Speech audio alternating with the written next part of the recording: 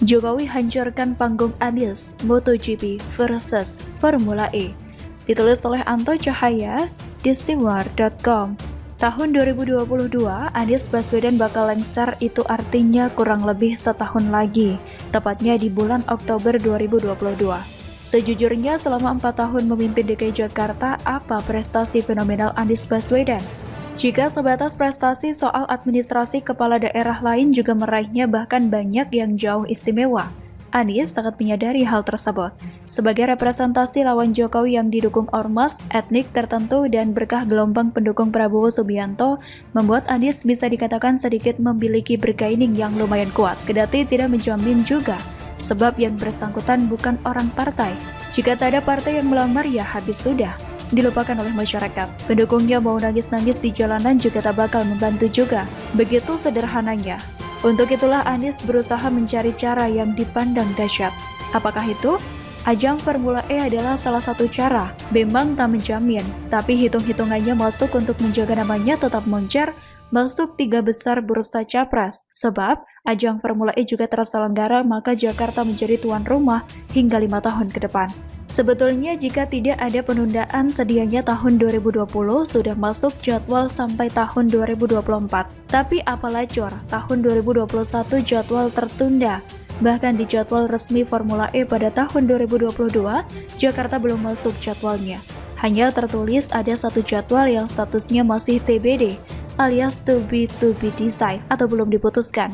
Jadwal balapan tersebut adalah untuk race tanggal 4 Juni. Dikutip dari Motorsport, tanggal tersebut disiapkan untuk Jakarta.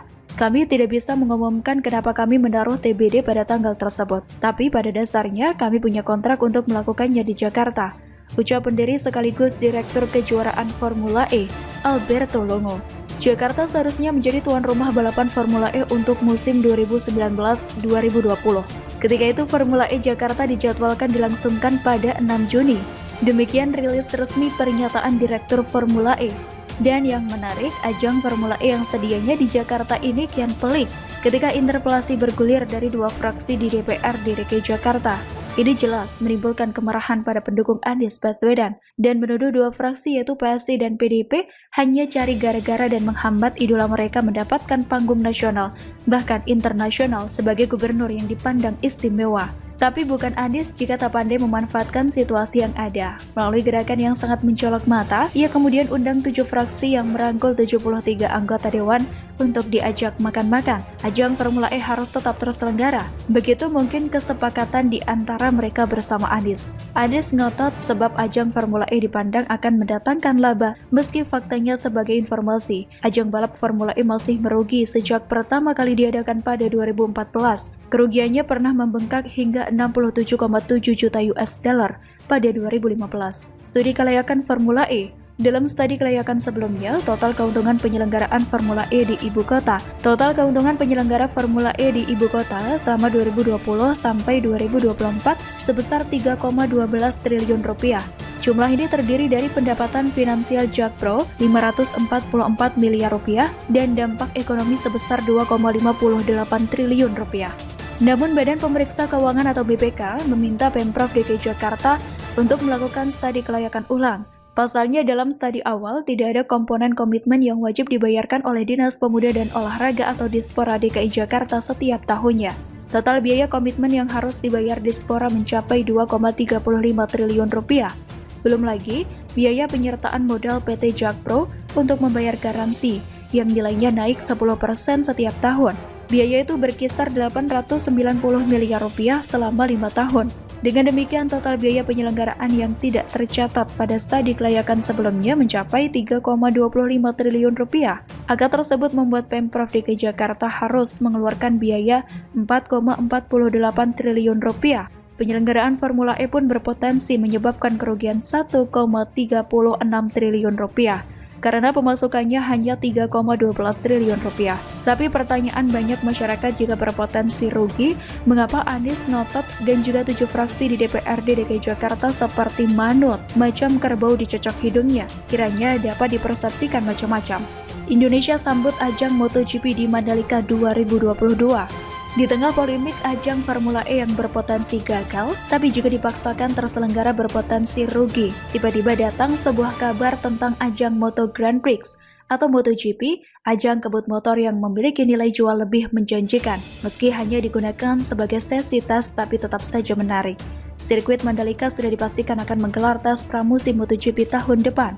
Namun tidak hanya itu, rentetan ajang balap motor hingga mobil pun direncanakan akan digelar di sirkuit kebanggaan Indonesia ini. Lanjut, beberapa bulan setelah ajang WSBK, sirkuit Mandalika akan kedatangan Marc Marquez, Fabio Quartararo, dan sejumlah pebalap MotoGP lain untuk melakukan tes pramusim. Tes pramusim MotoGP 2022 di sirkuit Mandalika ini rencananya akan digelar pada 11 hingga 13 Februari 2022. Meskipun Indonesia dipastikan mendapat jatah tes pramusim MotoGP 2022, sirkuit Mandalika hingga saat ini belum dipastikan akan masuk ke kalender balap MotoGP tahun depan, seiring belum dirilisnya jadwal resmi dari Dorna. Sebelum ke tes pramusim MotoGP 2022, agenda balap paling dekat yang akan dilangsungkan di sirkuit Mandalika adalah World SBK seri ke-13.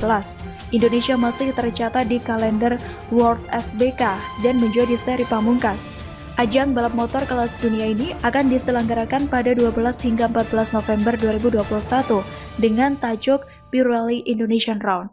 Sirkuit Mandalika rencananya tidak hanya menggelar MotoGP, Moto2, dan Moto3, namun juga tertarik untuk membawa balap kelas motor listriknya yaitu Moto-E. Jika pihak Mandalika Grand Prix Association pada akhirnya berhasil membawa kelas Moto-E ke sirkuit Mandalika, maka dipastikan Indonesia akan menjadi negara pertama di Asia Tenggara dan Asia yang menggelar Moto-E. Tidak hanya Moto-E tapi juga berkesempatan untuk menyelenggarakan ajang Formula One. Perlu diketahui, sirkuit Mandalika itu dirancang dengan standar Grade A FIM untuk menggelar MotoGP. Tidak cuma itu, sirkuit Mandalika juga bisa memenuhi standar Grade 1 FIA sebagai syarat menyelenggarakan Formula One. Maka dari itu, pecinta balap mobil tidak perlu merasa iri.